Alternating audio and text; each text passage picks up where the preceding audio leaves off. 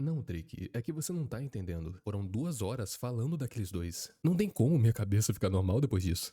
Ainda mais depois que eu tive que falar tantas vezes que eles fizeram... Hã? Ah, olá, querido espectador. Por que você tá aqui? Pera, porque seu escritório fica dentro do armário do espectador. Ah, que seja. Seguinte, perdão por invadir sua casa, dessa vez. E como uma forma de desculpas, eu vou te contar uma história. Então, pra você que não me conhece, eu me chamo Zedin e deixa eu te mostrar os vídeos do canal Lizard Manic, onde ele faz uma série de analog horror muito promissora sobre... Skibidi Toilet? Não, Trick, chega um pouquinho pro lado. Obelisk, é isso aí. O nome do primeiro vídeo é My New Friend, ou na tradução, Meu Novo Amigo. A thumbnail dele é bem intimidadora pra um amigo. Então vamos dar uma olhada e descobrir o que ele tá escondendo de nós. Eu fiz um novo amigo. Você quer conhecê-lo? Ele vive dentro do meu armário. Seja lá quem tá filmando, pergunta se a gente consegue ver esse tal amigo, só que eu confesso que tá meio difícil. Tá meio escuro lá dentro, eu acho que... talvez agora eu esteja vendo. Temos aqui um clássico do terror infantil. E não, quando eu falo de terror infantil, eu não tô me referindo a... Desculpa, foi mais forte que eu. Eu digo aquelas histórias de terror contadas para crianças com o intuito de ensinar algo ou criar disciplina. Tem a boa e velha loira que vai te buscar caso você fique muito tempo no banheiro, um moribundo que te sequestra usando um saco caso você seja uma criança desobediente, e por fim, o monstro do armário, que de vez em quando também pode ser encontrado debaixo de sua cama. A questão aqui é, você já se perguntou qual é o propósito desse monstro? Por que ter um monstro no armário ensinaria algo para uma criança ao invés de só deixar ela com medo? Escreve aí nos comentários o que você acha e depois eu te respondo isso. Acontece que o monstro em Obelisk é um tanto quanto tímido, no momento que ele desaparece quando percebe que está sendo filmado. Em algumas cenas mais pra frente, a pessoa filmando, que até o momento parece ser uma criança, diz que ele está aqui. Nisso ele anda até a escadaria e aponta a câmera para o breu. Poucos segundos depois, ele pergunta: "Você vê ele?" Não, eu não consigo não. Eu usei todos os recursos que eu conheço pra clarear essa cena e mostrar um possível monstro na escuridão, só que nada apareceu. Tem apenas a escuridão ali. O que me deixa um pouco confuso em relação à pergunta da criança. Será que ela vê algo que a gente não consegue? Ou será que ele quer a confirmação de que seu amigo é real? Mas não se preocupa com minha resposta, moleque. A próxima cena faz ele parecer bem real.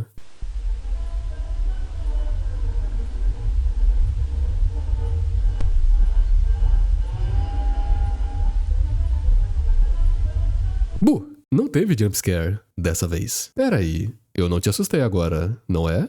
Claro que não, você não se assustaria com uma coisinha dessa. Alerta vermelho, o monstro sai do armário. Isso aí não vai dar bom. Aqui podemos ver um pouco mais da aparência da criatura e, mais uma vez, mesmo clareando a imagem, ainda fica bem difícil de ver seu corpo, a um ponto que eu acredito que a própria escuridão seja parte dele. Mas falando do que tá visível, temos pés grandes que mais parecem mãos, pernas compridas, igual daquele passarinho que eu vejo toda hora na internet, e um rosto distorcido com um buraco nos olhos e um sorriso enorme, porém assustador. Indo mais fundo na sua aparência, de acordo com o livro Monstros Debaixo da Minha Cama e Outros Medos da Infância, esses monstros, que também são chamados de terrores noturnos, possuem uma aparência idiosincrática, no caso peculiar ou própria. Quando falamos de monstros, temos arquétipos já muito conhecidos. Se falarmos de vampiros, temos em mente um dentuço pálido que suga sangue e às vezes faz cosplay de morcego. Se falarmos de lobisomem, vem um ser humanoide bem peludo com características de lobo que por algum motivo adora a lua. Agora, quanto ao monstro do armário, nós não temos uma forma bem definida. Ou melhor, temos mais ou menos. Pelo que tem escrito, esse conceito do monstro debaixo da sua cama começou a existir por volta do século XX, graças ao desenvolvimento do campo de psicologia voltado para crianças. Apesar disso, o termo terrores noturnos é algo já relatado há muito tempo, como por exemplo, há muitos anos atrás era comum no Egito ter um amuleto de Bes para proteger as crianças desses terrores noturnos. Não falando muito sobre história, mas sim sobre aparência, muitas descrições iniciais sobre esses monstros se assemelhavam ao trabalho de Gustave Doré, como por exemplo o Paraíso Perdido, que mostra uma figura demoníaca e coberta em sombras. Outro quadro popular por representar isso é O Pesadelo, de Fuzili.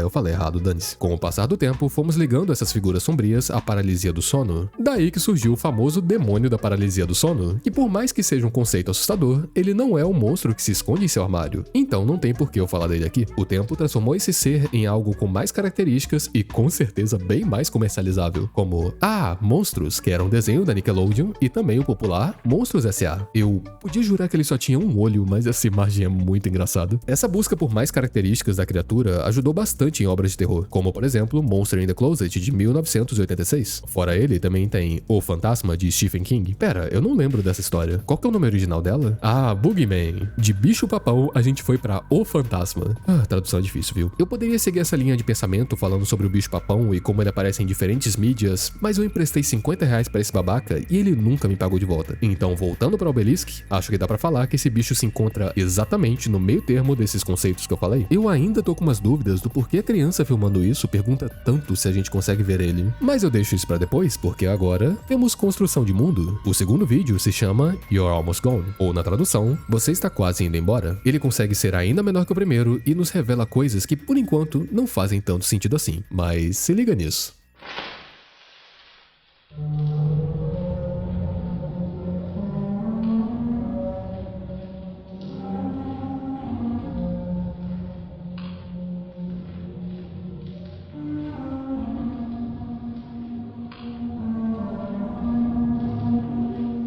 Relaxa, que também não tem susto. Mais uma criatura camuflada pelas sombras. Seus membros lembram daquela que vimos antes, mas pela censura no rosto fica difícil de confirmar. Ainda mais que na próxima parte do vídeo, nós temos um cenário um tanto quanto absurdo. Uma porta surge no meio de uma floresta e revela que dentro dela tem toda uma construção. Mas o problema aqui não está necessariamente na porta, mas sim do que aparenta ter saído dela. Esse monstro é diferente. Esse bicho é tão grande quanto as árvores e parece se camuflar bem nelas. Esse tipo de arte me lembra bastante a do Trevor Henderson, que você com certeza já deve ter esbarrado por aí na internet. Sabendo que as criaturas são diferentes, as dúvidas só aumentam. Ainda mais que o vídeo não acaba aqui. Depois de passar por essas duas imagens do novo monstro, voltamos para o primeiro cenário que vimos. Só que dessa vez, aquela coisa não está mais lá. Só que dá pra ver no canto que aquela porta ali está levemente aberta. Então, vai saber pra onde ele foi. Esse vídeo é confuso, mas no futuro eu volto nele em busca de possíveis respostas. Por agora, terceiro vídeo, In Your Home, ou na tradução, na sua casa. Apesar de que é possível traduzir essa frase de uma forma bem mais intimidadora, que seria dentro de sua casa. Começamos em um quarto com uma iluminação meio bege. Olhando para a porta, tem uma cadeira bloqueando ela. Talvez tenha algo lá fora que não deva entrar aqui. Mas o que mais intriga é um choro bem distante e talvez até um pouco distorcido. Escuta um pouco.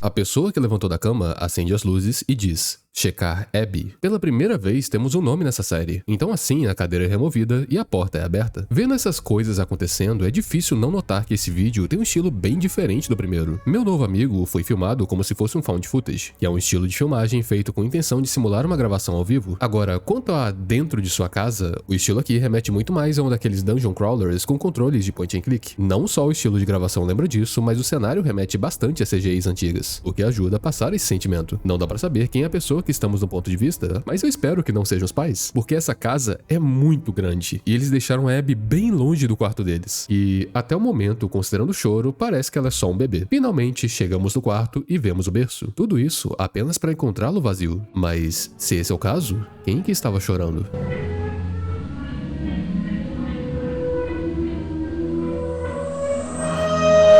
Um monstro diferente dessa vez. Por mais que seu corpo esteja envolto em sombras, ele remete a um bobo da corte e tem uma cara triste. Apesar de que, bem no finalzinho, ele parecia ter esboçado um sorriso. Ou será que é só impressão minha? O vídeo termina com uma cena em preto e branco travada. Ela mostra esse monstro no closet, e a frase que aparece junto dela é: as portas estavam trancadas. Então, talvez a tradução dentro de sua casa realmente acabou servindo bem mais para esse vídeo. Aqui temos duas situações, e ambas são ruins. Se a casa estava trancada, então esse monstro já estava aí dentro o tempo todo. Ou, talvez ainda pior, as trancas de um humano não são o suficiente para pará-lo. Tudo isso que aconteceu é confuso. Mas vamos seguir em frente com os próximos vídeos e depois juntamos tudo igual um quebra-cabeças. O vídeo a seguir é The House with No Windows, ou na tradução, A Casa Sem Janelas. Se você ouviu falar de Obelisk antes de agora, é bem provável que tenha sido por conta desse vídeo, que é indiscutivelmente o mais popular da série. Voltamos então ao formato de found footage e estamos do ponto de vista de alguém que encontrou uma estranha casa abandonada. Mais uma vez, não sabemos quem é a pessoa filmando, mas ela diz que não existem outras casas ao redor dessa. É apenas ela, no meio do nada. Como o título diz, essa casa não tem janelas e também nenhuma outra forma aparente de entrar. Até a hora que nosso cameraman encontra uma passagem escondida atrás de uma tábua. Esse caminho é apertado e à primeira vista parece ser debaixo da fundação da casa. Além de que, eu nem preciso falar o quão escuro ele é. Mas nosso cameraman está determinado a desvendar os segredos desse lugar. Vai saber quais são suas motivações. Independente disso, ele encontra uma passagem que leva para o térreo. Escalando ela e agora de fato dentro da casa, a primeira coisa que nosso cameraman comenta é que o lugar tem cheiro de fósforo queimado. Eu não gosto de falar isso do nada, mas essa é uma descrição que normalmente se refere à presença do diabo. Acontece que esse Analog Horror não citou temas religiosos até agora. E eu não gosto de assumir que ele vai citar, mas vocês sabem como é que são Analog Horrors. É um pulinho pra isso entrar em temas religiosos ou, sei lá, alienígenas. Acontece que avançando um pouco nesse labirinto, nos deparamos com algumas cenas difíceis de explicar. 3 cadeiras, uma mesa e um abajur presos no teto. Mas o arquiteto dessa casa decidiu colocar a tomada lá embaixo? Que escolha duvidosa, hein? A esse ponto já deve ter passado na sua cabeça algumas diferentes inspirações que o criador de Obelisk teve para essa casa. Backrooms, com certeza, é uma das maiores. Outra opção é o Ritual dos Três Reis, que foi algo que viralizou há um tempo atrás. E caso você seja alguém mais cult, Skinamarink também pode ter passado na sua cabeça. Inspirações deixadas de lado e avançando mais nas casas, nosso cameraman percebe que as portas são bem grandes e que algumas luzes estão acesas. Temos também vários corredores enormes e entradas com formato de arco. Mas eu te pergunto, querido espectador, você viu que nosso cameraman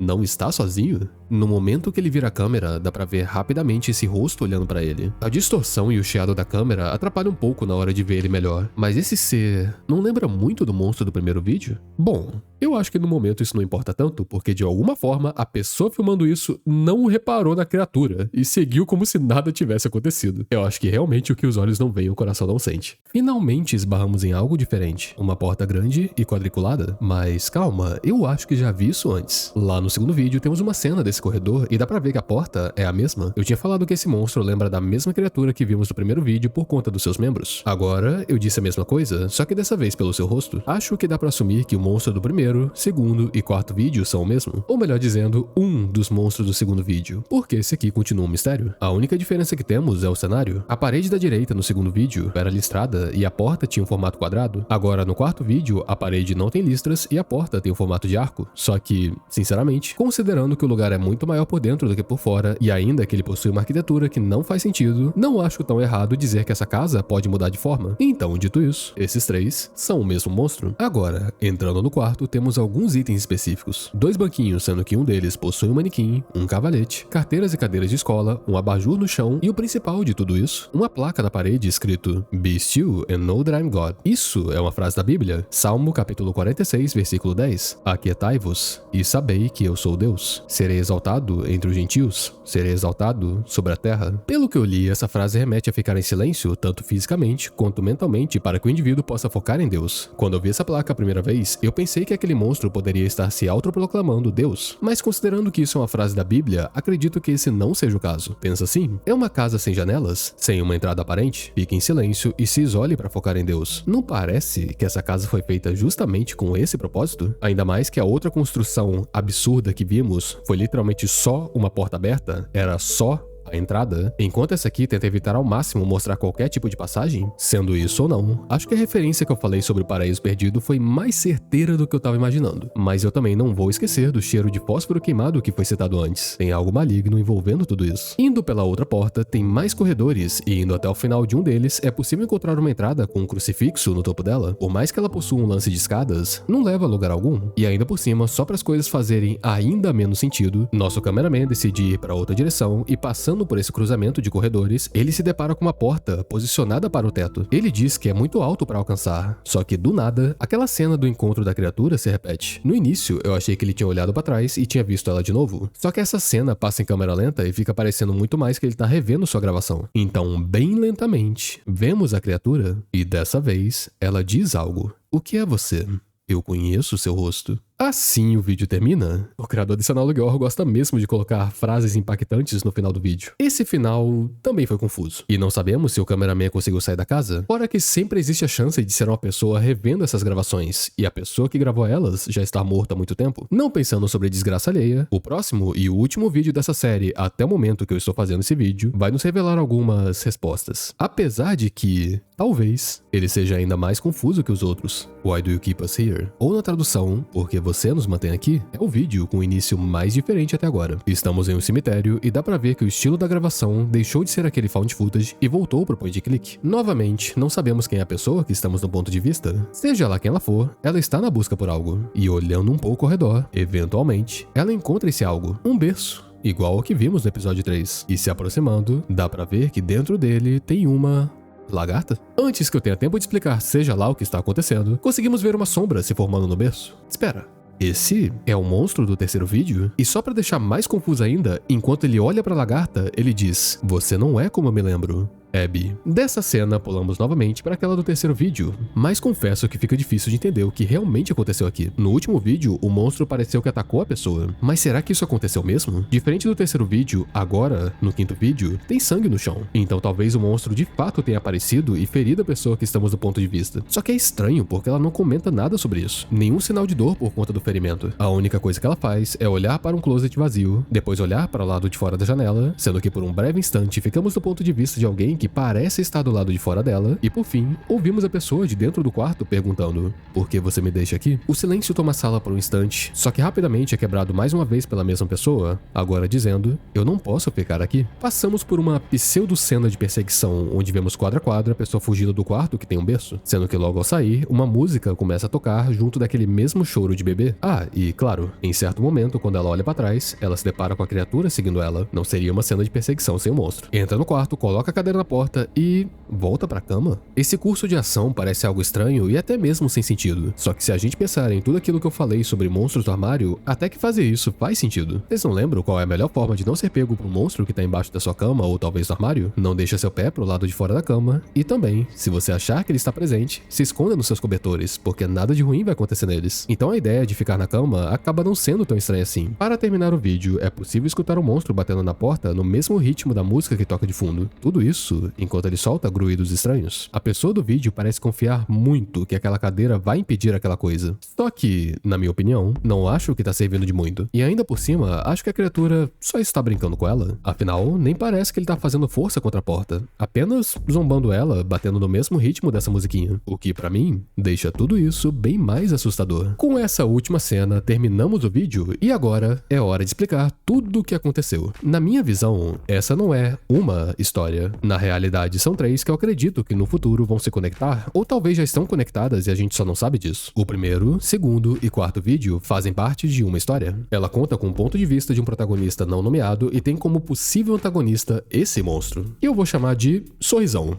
por falta de nome. Fora que os vídeos dessa história são todos apresentados como se fossem um found footage. Enquanto isso, o terceiro e quinto vídeo fazem parte de uma outra história. Ela envolve um bebê chamado Abby e tem como monstro esse carinha que eu vou chamar de bobo, por parecer um bobo da corte. Não só isso, ela é toda apresentada como se fosse um jogo de point and click com gráficos que remetem a CGIs antigas. Eu falei que o segundo vídeo faz parte da primeira história, só que na verdade é só parte dele. A primeira cena, que tem o sorrisão na porta, é o que faz parte da primeira história. Enquanto isso, aquela porta que surge no meio do nada e aquela criatura grande que parece uma árvore fazem parte de uma terceira história. Então beleza, com a divisão feita, vamos começar com a primeira história. Esse personagem, ainda quando criança, pegou uma câmera para filmar o suposto monstro que se esconde em seu armário. Diferente da maioria das crianças que teriam medo dessa coisa, ele acabou gostando dela e chamando de amigo. Porém assim, voltamos para todo o conceito de um monstro do armário. Ele não aparece na luz do dia, ele não mostra as caras quando seus amigos estão te visitando. E principalmente, o monstro nunca quer ser visto pelos seus pais. Ele é para ser algo exclusivo da criança, e ainda por cima, o seu monstro nunca vai surgir nessas situações felizes. Sempre vai ser quando você está sozinho no escuro, porque é comum para toda criança, em certo ponto do seu crescimento, parar de dormir com a luz acesa.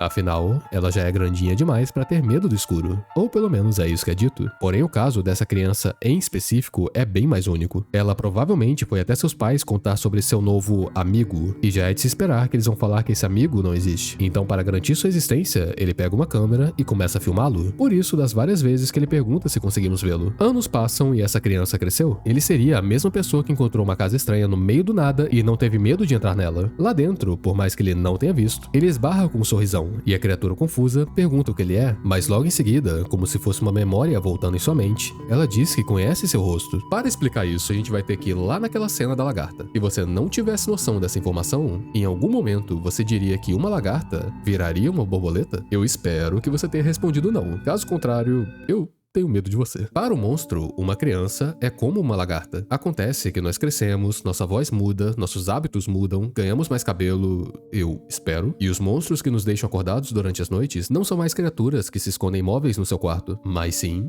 ansiedades, preocupações, memórias ruins e por aí vai. Para os monstros, nós nos tornamos borboletas, e é bem difícil de saber qual lagarta virou qual borboleta, mas às vezes é possível. Por isso que o sorrisão, por mais que não saiba o que é um adulto, ainda se lembra do rosto da criança que ele assustou um dia. Na verdade, o motivo desse monstro sequer estar aí pode ser até porque o garoto cresceu. Em algum momento de sua vida, o monstro parou de aparecer, e na busca por uma nova moradia, ele foi para essa casa, onde nela ele passa seu tempo isolado, igualzinho aquele versículo dizia. Muito legal essa parada de empatia pelo monstro, mas o outro lado tá meio complicado. Vamos de amizade pra sequestro. O bobo capturou Abby e a pessoa que estamos no ponto de vista para dentro dessa casa. Considerando a arquitetura estranha do lugar, eu consigo ver isso sendo algo similar à casa sem janelas. Um lugar onde esses monstros conseguem descansar. Só que é aí que mora o problema. A falta de contexto em relação a tudo o que tá acontecendo na história que envolve o bobo deixa tudo muito complicado pra conseguir explicar. E eu vou ter que me virar com as migalhas que eu tenho aqui. Ao olhar para a lagarta, o monstro fala que Abby não é mais como ela se lembrava. Por conta disso, eu achava que ele havia sequestrado uma Abby já adulta e estivesse mantendo ela presa nessa casa. Acontece que a pessoa no terceiro vídeo levanta da cama e vai atrás de Abby quando escuta um som de bebê. Isso, junto do título "Por que você deixa a gente aqui?", me confirma que realmente não é só uma pessoa em estágios diferentes da vida, mas sim estamos lidando com duas pessoas nesse lugar. Com isso em mente, minha teoria do que está acontecendo é: o bobo era um monstro de Abby quando criança. Eventualmente ela cresceu, mas esse monstro não aceitou a ordem natural de que ela iria esquecê-lo. Então no futuro, ele voltou e sequestrou Abby. O problema é que nesse ponto da vida, ela provavelmente estava em um relacionamento e vivendo com outra pessoa. Então, já que os dois estavam juntos no quarto, ambos foram levados pela criatura. Mas beleza, e quanto ao suposto bebê? Na minha visão, esse bebê era Abby, mas só na memória do monstro. Quando ele trouxe ela pra esse mundo, ele não reconheceu seu rosto e, meio ao caos, acabou tirando sua vida. Por isso que tem essa cena do cemitério. É pra simbolizar a morte dela e ainda por cima destacar que o monstro não havia reconhecido. Tanto que ele tem a frase de que ela mudou e a única aparência que temos dela é dessa lagarta, que é a forma que ele tinha ela em sua memória. Outra coisa que prova que só existe uma pessoa aqui é a fala "Por que você me deixa aqui?", agora estando no singular. Não existe mais a gente, existe apenas eu, que é a pessoa que correu do monstro e se trancou no quarto. O sangue que vimos no chão poderia ser por conta da morte de Abby, e o pedido de perdão seria por essa outra pessoa ter abandonado Abby no momento que esse monstro apareceu, assim largando ela pra morrer. Ainda assim, eu não tenho uma explicação muito boa pra aquela cena do bicho correndo em direção da pessoa. Podia ser a mente dela pregando uma peça? Afinal, ela tá trancada nesse lugar, e supostamente, essa criatura, além de sequestrá-la, também foi motivo de tirar a vida da pessoa que ela gostava. Começar a imaginar ela em qualquer lugar que parece um closet não é algo difícil de acontecer. Ainda mais que depois ela checa o closet, como se ela estivesse verificando que aquilo foi apenas sua mente pregando uma peça nela. Como eu falei, isso é só uma teoria, e ainda por cima tem muita chance de estar errada, já que eu tô trabalhando com quase nenhum contexto. Inclusive, eu gostaria muito mais que eu tivesse errado quanto a ela, porque esse cenário seria muito mais interessante se Abby fosse uma criança que viu o monstro do armário, contou para seu pai ou sua mãe sobre isso, e recebeu como resposta: essas coisas não existem. Então o motivo desse pedido de perdão seria por não ter acreditado em sua filha antes. Dá pra ver que seguindo essa teoria, ainda tem muita ponta solta, talvez até mais do que a outra que eu falei. Como, por exemplo, como que a criatura não ia identificar Abby, sendo que ela ainda é uma criança. Mas não tem o que fazer. São duas teorias que ambas levam pra direções que tem pouco contexto, e independente do caminho, no momento, vai acabar com ponta solta. Ah, mas quanto ao futuro dessa história, o criador desse Analogue Horror falou que estava fazendo um vídeo grande. Eu acredito que teremos o desfecho dessa história da Casa Sem Janelas. Muito provavelmente a pessoa que entrou nela vai sobreviver. E de duas uma, ele vai descobrir que as casas são conectadas e vai acabar encontrando a pessoa que foi sequestrada, ou ele vai ficar curioso sobre a existência dessas casas e vai começar a investigar mais sobre isso. Só que independente da rota que essa história vai seguir, eu tenho certeza que essa pessoa vai acabar ajudando a outra a fugir desse lugar. Particularmente, não sei como a apresentação disso seria feita. Afinal, dá pra ver que a pessoa que fez esse Analogue Horror evita mostrar um modelo 3D das pessoas. Então vamos ver como é que isso vai sair. Mas com a história seguindo esse caminho, teríamos um final feliz. Exceto que ainda existe a terceira história. Um desses monstros conseguiu sair dessa casa e agora ele está à solta. Será que mais deles conseguem fugir? Será que outros já não fugiram?